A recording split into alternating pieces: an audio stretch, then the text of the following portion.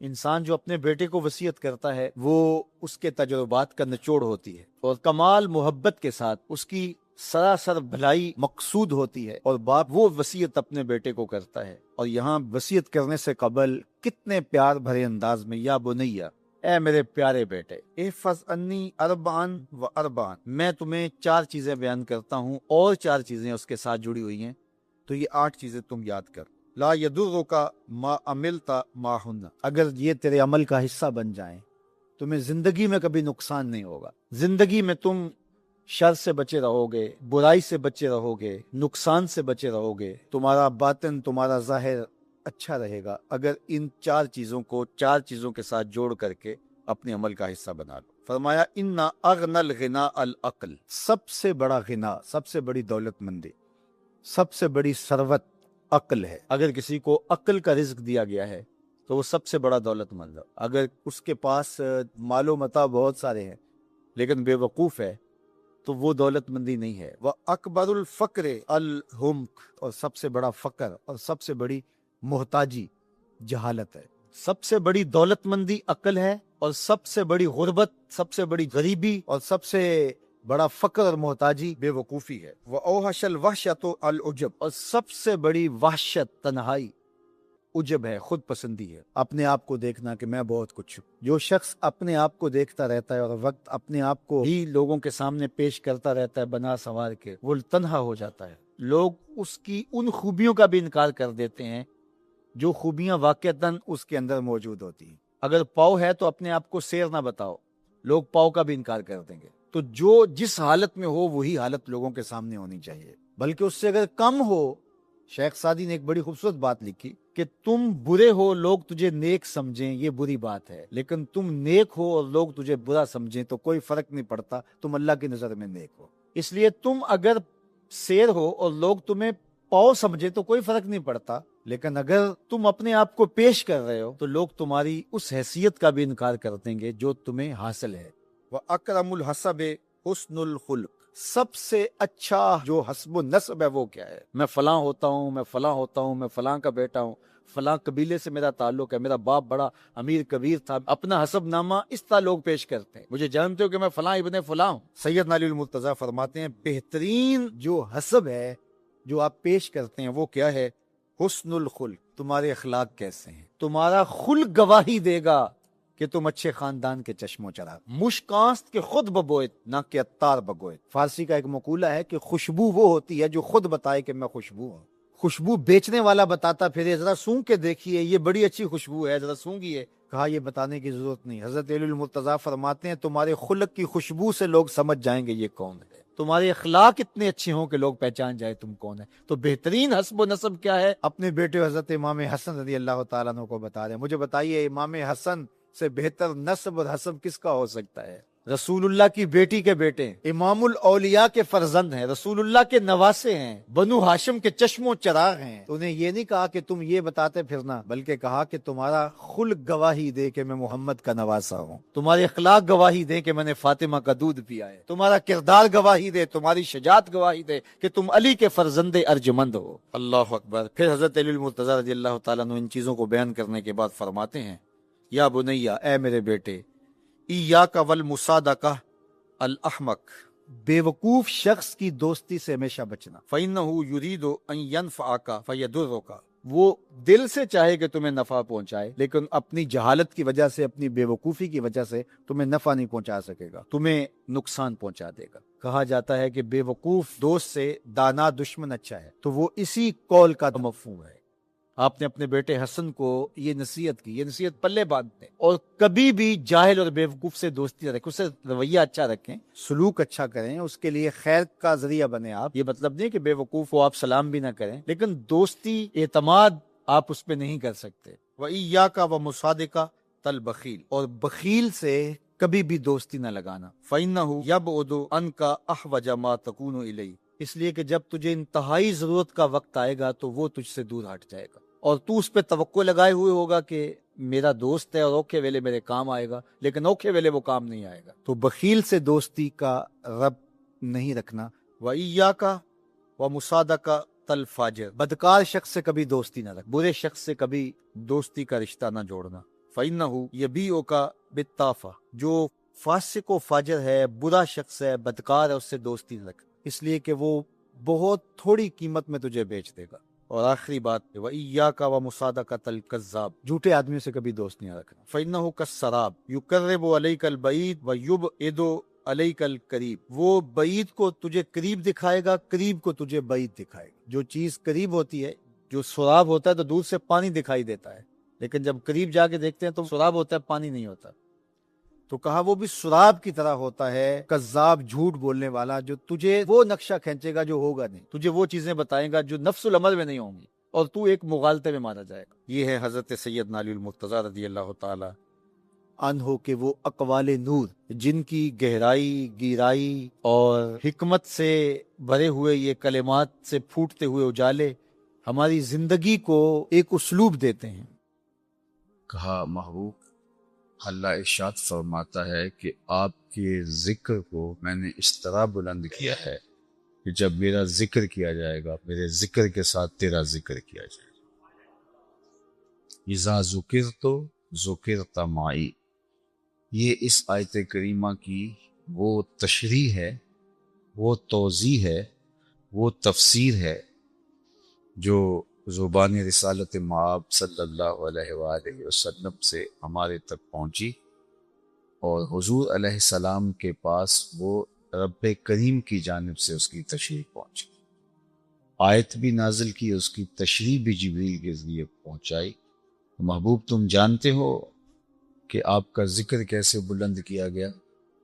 آپ کا ذکر بلند کرنے کی یہ صورت ہے کہ جہاں میرا ذکر ہوگا وہاں آپ کا ذکر، اور آپ دیکھ لیں جہاں جہاں ذکر خدا ہے وہاں وہاں ذکر مصطفیٰ ہے۔ علماء نے لکھا کہ شہادتین میں جو ہم کلمہ طیبہ پڑھتے ہیں یا کلمہ شہادت پڑھتے ہیں، تو اس میں ذکر خدا کے متصل بات ذکر مصطفیٰ ہے صلی اللہ علیہ وسلم، لا الہ الا اللہ محمد رسول، بلکہ جہاں لفظ اللہ کی ہا ختم ہو رہی ہے وہیں سے لفظ محمد کی میم شروع ہو رہی۔ لا الہ الا اللہ ایک مکمل کامل جملہ ہے، محمد رسول اللہ ایک الگ مکمل کامل جملہ ہے، لیکن یہاں درمیان میں جیسے عربی میں عطف کی واو لائی جاتی ہے دو جملوں کے درمیان فاصلہ کرنے کے لیے، اور یہاں عطف کی واو بھی گوارا نہیں ہے، جہاں سے اللہ کے نام کی ہا ختم ہو رہی ہے وہیں سے میم محمد شروع ہو رہی ہے صلی اللہ علیہ وسلم، تاکہ اتنا بھی گوارا نہیں ہے کہ میرے اور تیرے نام کے درمیان عطف کی واو آئے۔ بلکہ کسی نے کہا، ہمارے جو لغت کے بڑے ہیں وہ کہتے ہیں الواو للعطف والعطف للمغایرت، واو عطف کے لیے ہوتی ہے اور عطف مغایرت کے لیے ہوتی ہے، اس لیے یہ بھی گوارا نہیں کیا۔ اللہ اکبر۔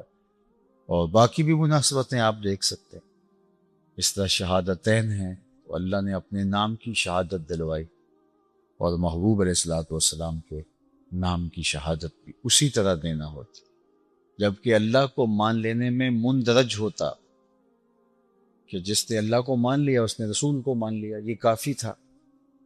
وہ ہمارے کہا جاتا ہے نا کہ کل میں جز ہوتا ہے، تو کافی ہو جاتا کہ اللہ کو مان لینے سے رسول اللہ کو مان لینا درج کر لیا جاتا، سمجھ لیا جاتا، لیکن حضور علیہ السلام پر ایمان لانے کو توضیح کے ساتھ بیان کیا گیا۔ بلکہ علماء کہتے ہیں کہ اگر ایک شخص آخری وقت میں ہے، اس کی سانس اکھڑ رہی ہے، اللہ نے اس کے سینے کو کشادہ کر دیا اور وہ ایمان لانا چاہتا ہے، لیکن اس کے پاس اتنا وقت نہیں ہے کہ وہ پورا کلمہ پڑھ سکے، لا الہ الا اللہ کہتا ہے تو جان نکل جاتی، یا محمد رسول اللہ کہتا ہے تو جان نکل جاتی۔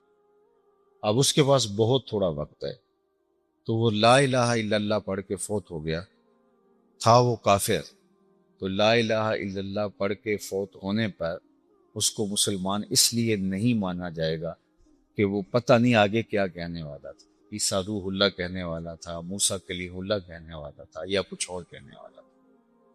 لیکن اگر کسی نے فوت ہوتے ہوئے محمد رسول اللہ کہہ دیا تو اس کے لا الہ الا اللہ کو مان لیا جائے گا۔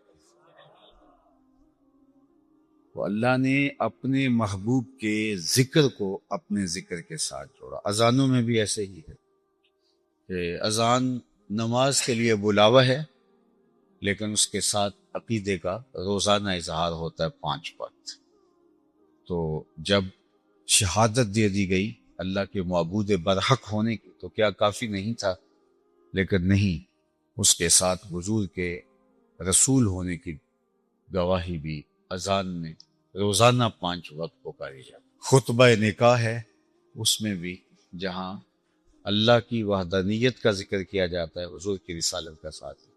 خطبہ جمعہ ہے تو جہاں اللہ کی وحدانیت کا ذکر کیا جاتا ہے ساتھ حضور کی رسالت کا ذکر کیا جاتا ہے۔ حد ہو گئی، نماز خالص عبادت اللہ کی ہے، خالص عبادت، اور یہ اللہ کے حضور نیاز مندی کا انتہائی مرتبہ ہے۔ لیکن اتنی دیر تک نماز کی بھی تکمیل نہیں ہوتی جب تک حضور پہ درود نہیں پڑھ لیا جائے۔ السلام علیکہ ایہا النبی ورحمۃ اللہ وبرکاتہ۔ اللہ اکبر، اتنی دیر تک نماز کی تکمیل بھی نہیں ہوئی جتنی دیر تک حضور پہ درود نہیں پڑھ لیا، حالانکہ خالص عبادت نماز اللہ کی۔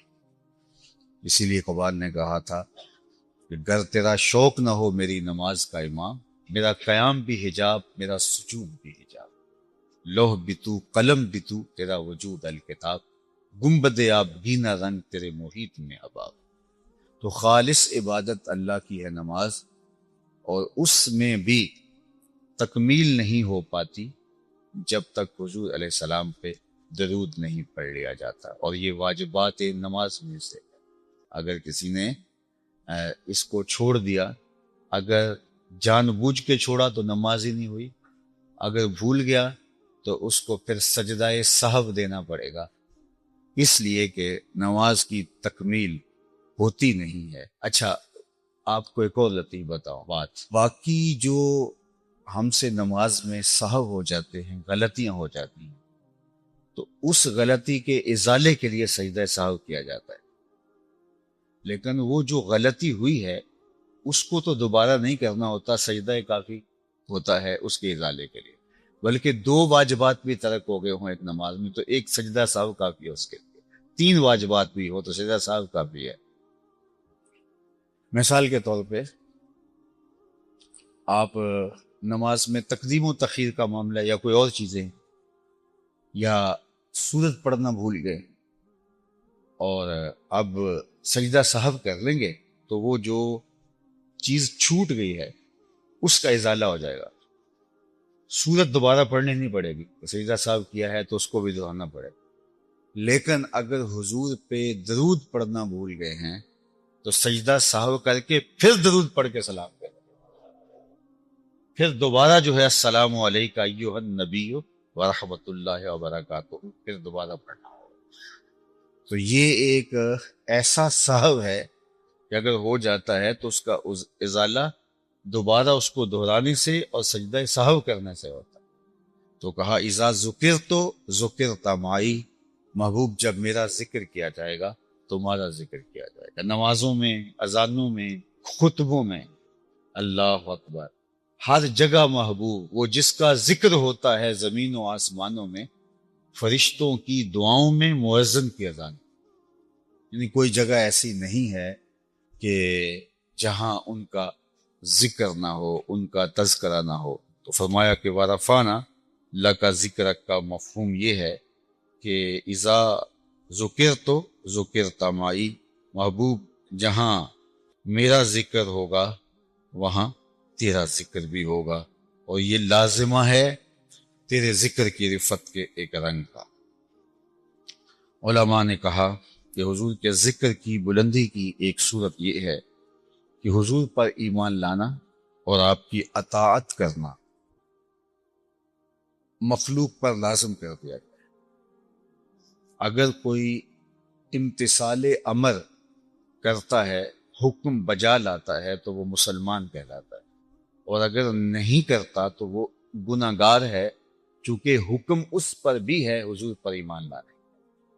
یہ بات ذہن میں رکھیے کہ پوری کائنات، چاہے وہ کافر ہیں، بت پرست ہیں، عیسائی ہیں، یہودی ہیں، حضور علیہ السلام کی امت دعوت ہے، اور جنہوں نے حضور کی دعوت کو قبول کر لیا وہ امت اجابت ہے۔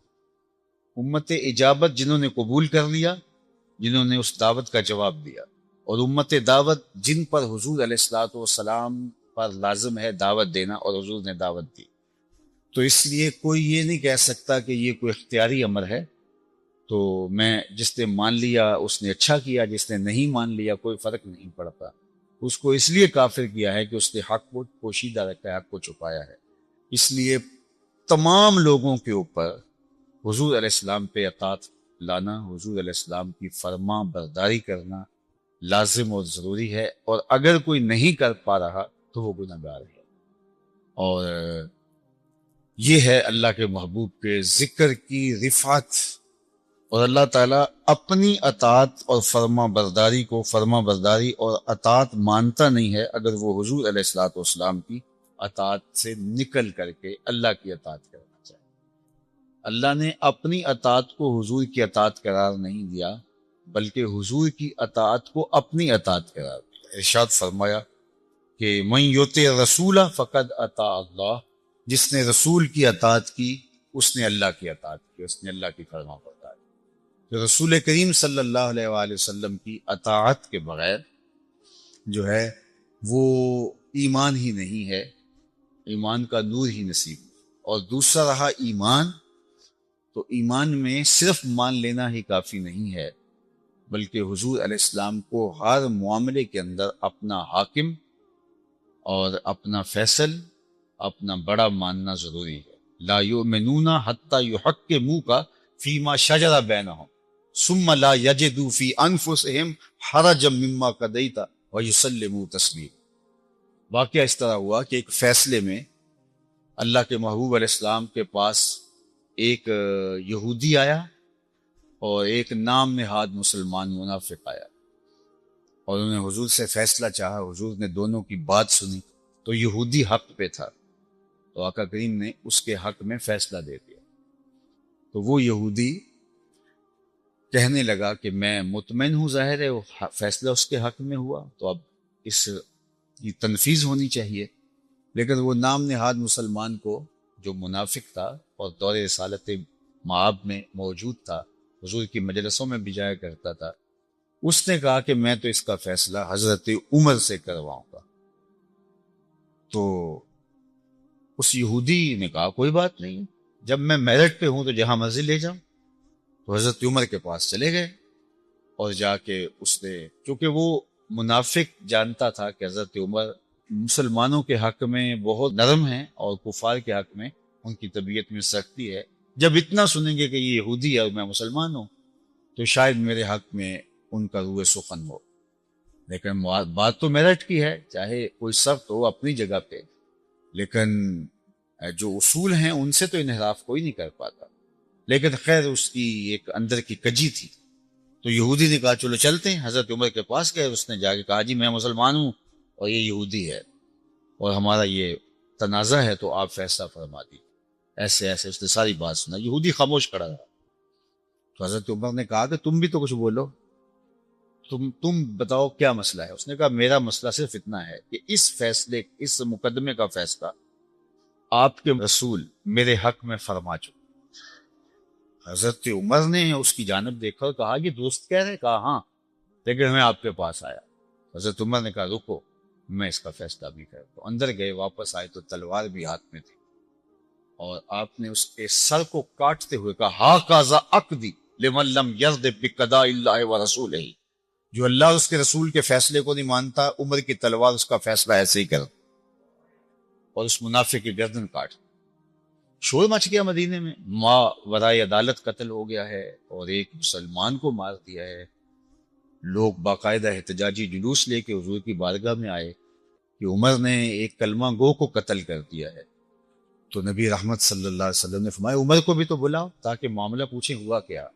حضرت عمر کو بلایا گیا، وہ دربار حاضر ہو رہے تھے کہ ان سے پہلے جبریل آ گئے اور جبریل امین یہ آیت کریمہ لے کے آئے، فلا وربک لا یؤمنون حتی یحکموک فیما شجر بینہم، محبوب مجھے تیرے رب کی قسم، مجھے تیرے رب کی قسم، یہ تو کہتے ہیں نا کہ مسلمان کو قتل کر دیا، مجھے تیرے رب کی قسم، فلا وربک لا یؤمنون حتی یحکموک فیما شجر بینہم، اتنی دیر تک کوئی مسلمان ہو ہی نہیں سکتا، مومن ہو ہی نہیں سکتا جب تک تیرے فیصلوں کو قبول نہ کرے، ثم لا یجدوا فی انفسہم حرجا، صرف اتنی بات نہیں ہے، ثم لا یجدوا فی انفسہم حرجا مما قضیت، صرف یہ نہیں ہے کہ قبول کر لے، بعد دل نخواستہ گردن جھکا دے، نہیں، پھر وہ جو فیصلہ آپ فرمائے اس فیصلے کے بارے میں دل میں بھی کوئی خلش باقی نہ ہو،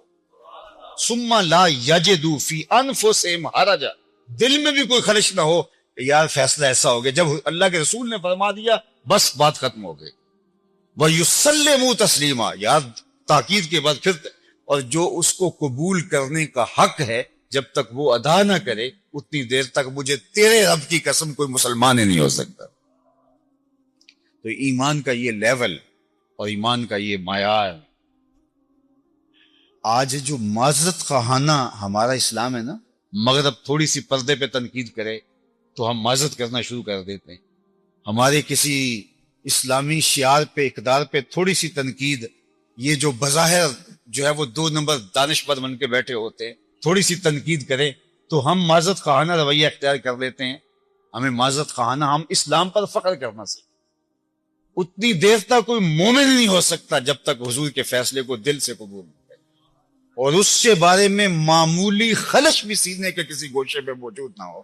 یہاں بات ختم نہیں ہوئی، وَيُسَلِّمُوا تسلیما، اور محبوب پھر اس کو تسلیم کرنے کا جو حق ہے جب تک وہ حق ادا نہ کرے، مجھے قسم ہے تیرے رب کی۔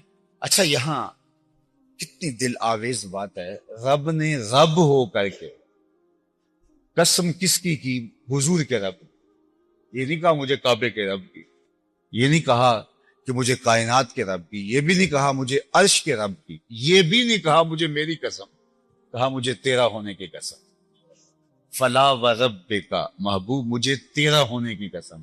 تو رب بھی اس بات پہ ناز کرتا ہے کہ میں محمد کا رب ہوں، اس لیے شیخ احمد مجدد الفسانی علیہ الرحمہ نے کیا کہا تھا، من خدا را ازاں پرستم یو رب محمد است، میں رب کو رب مانتا ہوں اس لیے کہ وہ محمد کا رب ہے۔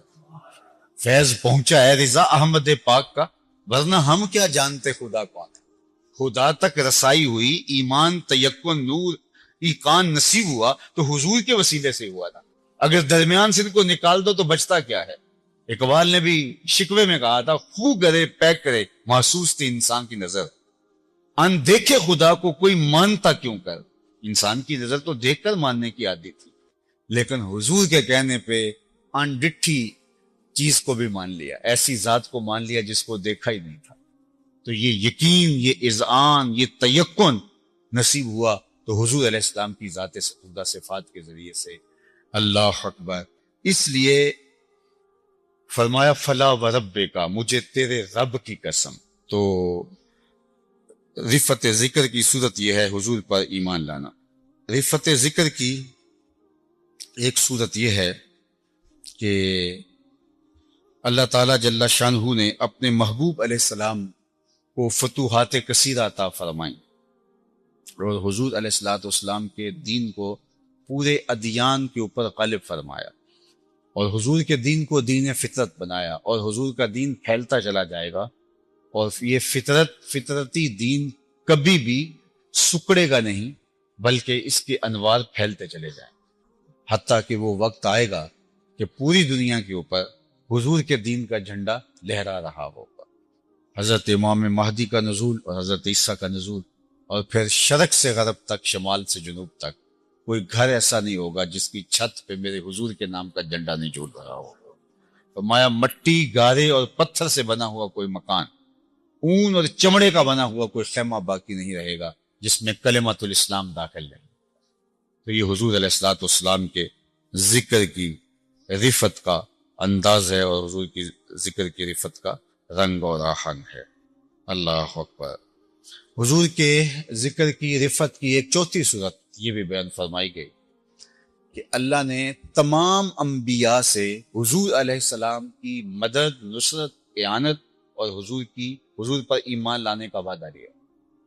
یعنی تمام نبیوں کو جو حضور علیہ السلام کی حیات طیبہ میں ظہور پذیر نہیں بھی ہوں گے، اور حضرت عیسیٰ آئیں گے بھی، اور اللہ نے میثاق لیا، پختہ وعدہ لیا. وَإِذْ أَخَذَ اللَّهُ مِيثَاقَ النَّبِيِّينَ، اللہ نے نبیوں کو جمع کیا ایک خاص محفل کی رب میں، جس میں صرف داخلہ، انٹری صرف پیغمبروں کے، کوئی اور نہیں تھا.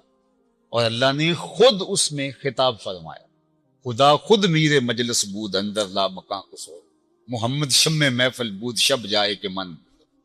شم محفل حضور تھے، صدر جو ہے وہ محفل ذات باری تعالیٰ، اور جو شرکائے محفل تھے وہ صرف انبیاء.